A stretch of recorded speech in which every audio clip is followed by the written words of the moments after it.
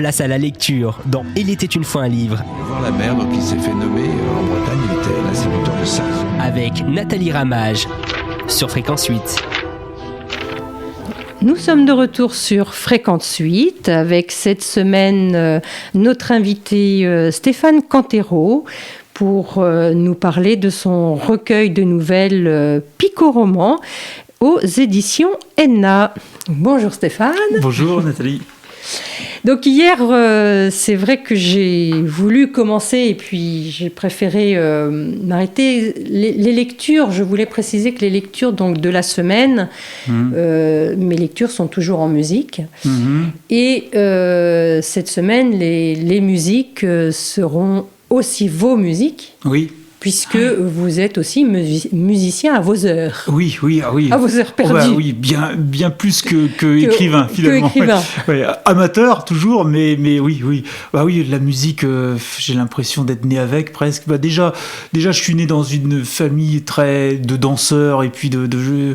Enfin, mes grands-parents aussi chantaient souvent, enfin bref, et donc, et j'étais fasciné, moi, enfant, parce que mes parents aimant danser, ils fréquentaient beaucoup les balles au centre Bretagne, et du coup moi je les accompagnais parfois et j'aimais bien regarder jouer les musiciens, ça me fascinait, et notamment j'étais fasciné par l'orgue et notamment aussi les sons d'orgue qu'on entendait dans les chansons de l'époque, je sais pas, les Animals, enfin bref, les sons d'orgue Hammond ou Continental, enfin ouais, ça me fascinait, et donc j'avais voulu, et mes parents m'ont offert avec l'ensemble de la famille un orgue quand j'étais jeune ado, et voilà, j'ai commencé comme cela, puis très vite au lycée on a commencé à faire des groupes. Après longtemps j'ai fait mes chansons seul, on avait fait un petit groupe aussi avec entre copains ici. Et puis là, par contre, depuis donc 2019, on a, et là c'est, enfin voilà, j'en suis très très content. C'est vraiment, ça c'est une belle aventure,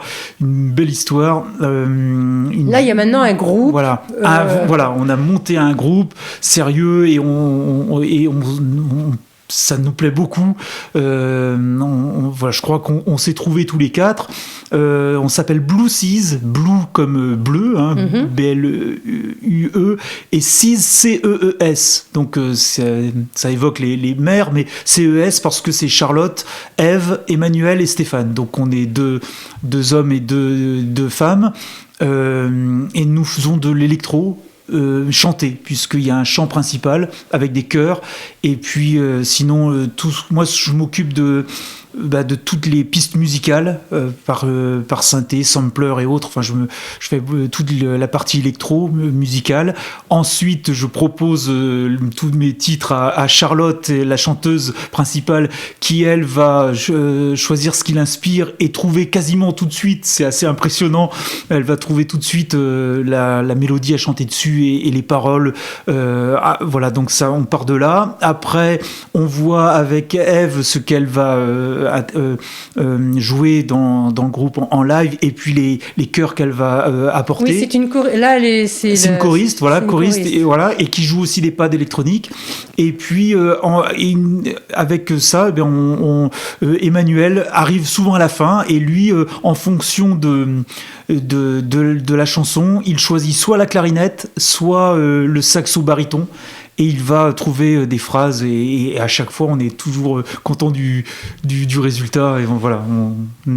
Donc, comment vous arrivez à trouver du temps pour faire tout ça? Ah oui. Parce que votre métier de magistrat vous prend quand même beaucoup de temps. Oui, il y a peut-être aussi des moments de ralentissement d'activité judiciaire, bien sûr, mais quand même. Oui. Moi, là, depuis 2011, je m'occupe des cours d'assises, essentiellement. Donc, je vais de cours d'assises en cours d'assises sur le ressort de la cour d'appel de Rennes, et où je vais prendre en charge le ministère public, donc avocat général, devant les cours d'assises lorsqu'une affaire arrive en appel. C'est ça mon service principal. Donc il y a des périodes de fortes activités où quand je suis en préparation de dossiers et je suis à l'audience, donc à l'audience, c'est une attention de chaque instant, un travail de chaque instant, et on finit très tard chaque soir et autres, et on recommence tôt le lendemain matin. Mais mis à part ces périodes-là, puisque je ne vais pas en session de façon continue, il y a des périodes un peu plus de ralentissement, mais je suis occupé par ailleurs parce que j'ai d'autres services, mais voilà. Non, après, oui, je reste rarement inoccupé. Voilà. Par exemple, je regarde très peu la télé. Ou alors quand je la regarde, c'est que j'ai choisi vraiment quelque chose. Soit je vais louer un film. Par contre, je vais assez souvent au cinéma. Par ailleurs, surtout dans la commune où j'habite, on a des cinémas d'art et essai assez accessibles et on les rejoint facilement, mais non, soit je vais enregistrer des choses et que je vais regarder mais rarement je vais aussi regarder un film sans faire autre chose en même temps, hein. Très souvent je vais faire autre chose en même temps. Vous êtes un homme, vous pouvez pas faire deux choses à la fois. Bah oui, c'est plus difficile que je confirme. Oui. Non, et puis voilà, après c'est des choix. Par exemple, moi, de midi à 2, je prends pas de temps pour. Je vais pas dans les restaurants prendre du temps pour déjeuner. Je vais manger quelque chose de plus rapide dans le bureau la plupart du temps. Enfin, sauf si je décide d'aller avec des collègues pour discuter, bien sûr. Mais voilà, c'est une organisation. Voilà, je crois que moi et ma femme, on est assez organisés en fait. Et je pense que curieusement aussi, l'organisation, les contraintes que ça peut supposer, libère beaucoup en fait. Et là aussi, donc on est assez organisé. Et puis voilà, parce qu'en fait, on a tous, d'ailleurs dans une des nouvelles, je le oui, dis. Oui, oui. Bon, la conclusion, je la garderai pour moi. Bon, mais on a tous 7 jours par semaine et 24 heures par jour. Et donc après, c'est une question de priorité, de choix de ce qu'on veut faire. Oui, puis quand on est passionné, je pense qu'on trouve toujours du temps pour ses passions. Quoi. Voilà, je pense, ouais. Alors, vous, dans une de vos... Parce que j'imagine quand même, à la lecture de vos nouvelles, que votre métier vous inspire quand même des réflexions ou que vous êtes amené à être confronté à des situations parfois difficiles. Ah oui. Donc, vous avez... Tous les sujets sont bien évidemment traités. Oui. Et c'est vrai qu'il y en a une. Alors, je me suis dit, tiens, ça doit être une réflexion personnelle. Oui. Comment est-ce... Enfin, ça doit être difficile quand vous êtes sur des grosses affaires comme ça, de faire une coupure entre le travail et la maison, quoi. Alors oui. En cour d'assises, notamment dans les affaires criminelles, on va passer beaucoup de temps à examiner les faits et aussi les personnalités de l'accusé, mais parfois, comme ça se passe au sein de la famille, de la personnalité de tous les personnes de la famille, par exemple. Et c'est vrai qu'on est plongé dans une autre vie pendant un temps assez intense. Et c'est vrai qu'il y a toujours un petit temps. Alors, c'est ce que dit mon entourage. On dit de toute façon, quand tu es aux assises, c'est comme si tu n'étais pas là, parce que tu es un peu ailleurs, en fait. Et il y a toujours un temps, effectivement, où on a presque le sentiment de quitter un peu sa vie pour arriver dans une autre histoire à un moment, et puis on va mettre un petit temps, voilà, quelques heures ou nuits pour retrouver ensuite sa propre vie et quitter, voilà. Mais c'est vrai que parfois, je me rappelle de mes premiers dossiers où j'avais presque l'impression de connaître un tel, la cousine, le cousin, le machin, parce que... Ça faisait partie de la famille, quoi. Non, mais voilà, on avait le sentiment vraiment de connaître les gens, parce qu'on va dans l'intimité très forte, et puis il y a toujours des moments forts. Alors, dans tous les sens, hein, il y a des choses qui peuvent... oui, on peut être indigné, en colère, on peut être touché aussi, mais par soit un témoin, par les parties Même civiles, l'accusé mais aussi. l'accusé aussi, bien sûr. Il y a des moments touchants. On est aussi, oui, bien sûr. Parce qu'il y a certaines nouvelles où on a vraiment... Enfin, à la lecture, on a l'impression que c'est aussi votre expérience, quoi, d'un accusé, pourtant accusé je dirais, d'agression sexuelle sur mineur, qui reconnaît les faits, enfin, qui a été dénoncé, qui reconnaît les faits, qui va en prison, bien évidemment, que vous retrouvez plus tard et avec qui vous... Enfin, on a vraiment l'impression que c'est... Alors, je ne sais pas si c'est vous ou si c'est un collègue. Oui. Mais... Oui, alors ça, c'est une expérience à peine romancée, oui, c'est vrai. Oui, cette histoire, oui. Et en fait, cet accusé, on sent... Enfin, peut-être que il y a eu une repentance ou... Oui, puis quoi que les gens ont fait, il y a toujours quand même une part... il y a aucun... alors, bon, parfois, on face quand même à des psychopathes qui sont difficiles à appréhender, c'est sûr, voilà, à appréhender, mais la plupart des gens, même s'ils font des choses terribles, c'est pas des monstres pour autant, et puis il y a toujours une part d'humanité, et puis ils ont le droit d'évoluer ensuite, quoi. Voilà, c'est ça. Et voilà. Il y a une notion de perfectible, en fait, quoi. Oui, et puis de revenir parmi nous, quoi, en fait, voilà, dans la société. En général, de toute façon, une fois la prison terminée, une fois avoir exécuté leur peine, quoi. Exactement. Et c'est vrai que on peut pas réduire quelqu'un à un acte qu'il a commis, notamment lorsque ça fait 15 ans ou 20 ans qu'il les a commis. Oui, en plus, cet ancien accusé, ou cet accusé, je veux dire, il a fait sa peine de prison, il a été mis à la bibliothèque, ça lui a donné l'occasion de lire, il a repris des études, il a passé un diplôme, enfin, c'est vrai que... Bon, c'est un exemple, mais il y en a plusieurs, comme ça, alors voilà. Non, mais alors, si pas on tous, se bien dit sûr, que la prison est là aussi pour faire réfléchir les gens, ou pour... puisqu'au départ, c'était quand même un peu ça, après, il faut se dire, il faut les réinsérer, ces gens-là. Alors, donc, pas là, tous, quoi, c'est pas tous... toujours le cas, parce que la prison peut aussi détruire enfoncer les gens et dans leur travers aussi, ou les conforter, ou les indigner encore plus parfois. Donc non, c'est jamais gagné, en fait. Voilà, Mais au tout départ, c'était pas pour faire réfléchir, c'était pas pour punir, pour faire réfléchir, la prison. Je dis pas qu'aujourd'hui, c'est vu les conditions dans lesquelles les détenus vivent. Effectivement. Aujourd'hui, on a une ambition. Il y a une ambition énorme. Mais est-ce qu'on y arrive vraiment déjà dans une société qui a du mal à offrir à tous un travail avec un salaire décent, des conditions de vie avec une certaine sécurité et autres. Déjà, la société, pour les gens qui ne commettent pas de crimes ou de délits, a du mal à le faire. Alors, donc c'est encore plus difficile pour des détenus, donc je pense qu'on a... c'est dommage, mais il y a parfois une ambition qui ne peut pas être satisfaite, et c'est vraiment, vraiment dommage. Mais après, la prison a aussi... c'est la sanction, c'est le fait de rappeler des règles. Voilà, quand on fait ça, on est puni. Et la punition qu'on a inventée, qu'on a trouvée, peut-être de finalement moins dur, tout en étant dur, parce que c'est la privation de liberté, c'est énorme. Eh bien, c'est ça. La prison.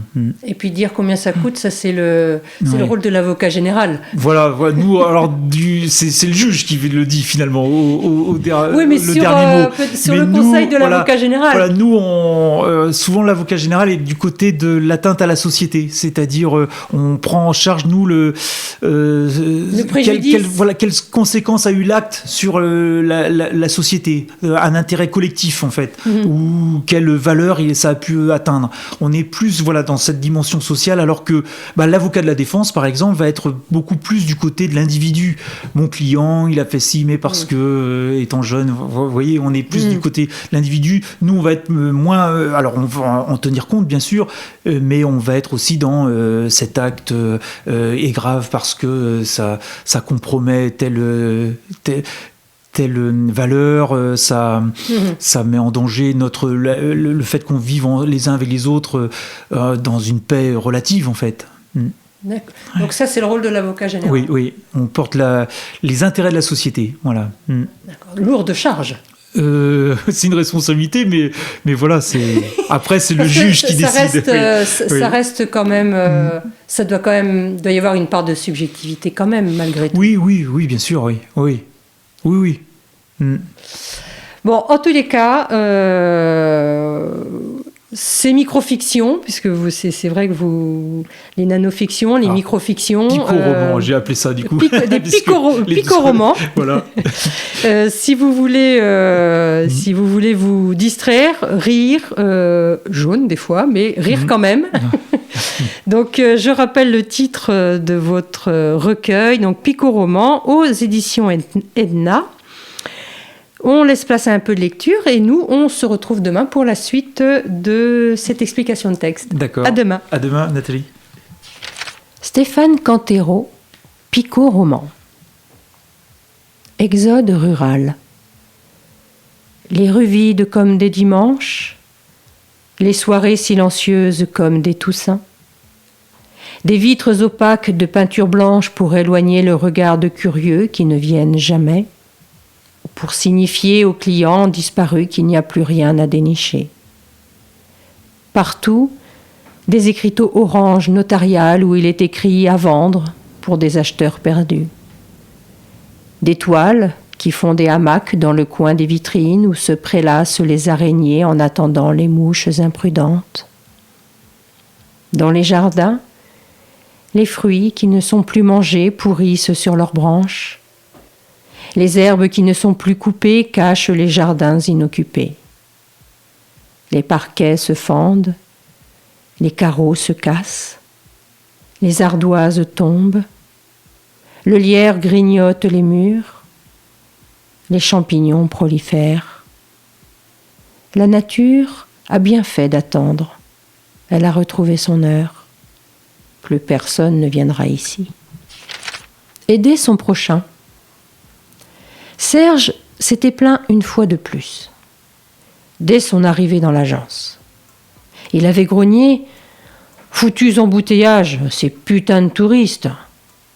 Cette fois, Georges se décida. Il était temps de faire ce qu'il s'était promis. Il sortit de son sac à dos son revolver Python 357 Magnum qui était chargé des 6 balles de calibre 9 mm prévues. Il approcha le canon de la tête de Serge, qui n'eut pas le temps de se rendre compte de la situation. Georges tira. Le visage perlé du sang de son ami Serge, il dit à voix haute « Voilà, fini la douleur de la vie, fini les tracasseries, fini les 1000 raisons de pester. C'était un geste amical, un service rendu. » En se dirigeant vers la remise pour y chercher la serpillière, Georges pensa « Après tout, il y a tant de vies médiocres et si peu de suicides. » La seule femme de sa vie, lorsqu'elle rentra le soir, elle vit immédiatement qu'il avait obéi à son injonction du matin. Il était parti. Elle jeta un œil au bouquet de roses qui, fanée, n'était plus droite et rouge, mais courbée, déjà marron. 33. Une par année depuis qu'ils s'étaient rencontrés au lycée. 33 ans d'un amour mort à l'âge du Christ. Pas mal pour un athée comme ce raté, pensa-t-elle railleuse. Elle vit sur la commode de l'entrée qu'il avait laissé un mot. Elle hésita, mais elle l'ouvrit pour le lire. Tu as raison quand tu dis que tu ne m'appartiens pas. Tu as raison quand tu dis que je suis plus puéril que beaucoup d'enfants. Tu as raison quand tu dis qu'il y a tant d'hommes plus attentionnés, plus soignés, plus intelligents que moi. Tu peux me mépriser. Tu peux rire de moi, te moquer avec tes amis. Mais tu ne peux pas nier m'avoir rendu meilleur. Je pourrais maintenant séduire une autre femme avec qui je pourrais avoir un autre enfant. Elle serait une brunette avec un accroche-cœur. Je saurais comment la détendre. Tu m'as donné toutes les clés du plaisir féminin. Sa vie ne serait rien d'autre qu'un loisir perpétuel. Sûr. Je serais l'homme mature que tu as fini par construire, qui garderait son calme, qui écouterait toutes ses peurs et tous ses besoins. Je fondrais devant ses larmes. Elle pourrait toujours compter sur moi. Maintenant que tu as réussi à faire de moi cet homme-là, je pourrais en faire profiter une autre. Tout ton travail pour une autre, je pourrais le faire. Oui, je pourrais. Ça me serait facile. Mais je ne le ferai pas. Je ne le ferai pas parce que toute forme d'amour pour moi est désormais finie. Place à la lecture dans Il était une fois un livre. Voir la mer, donc il s'est fait nommer en Bretagne, il était l'instituteur de Sarzeau. Avec Nathalie Ramage sur Fréquence 8.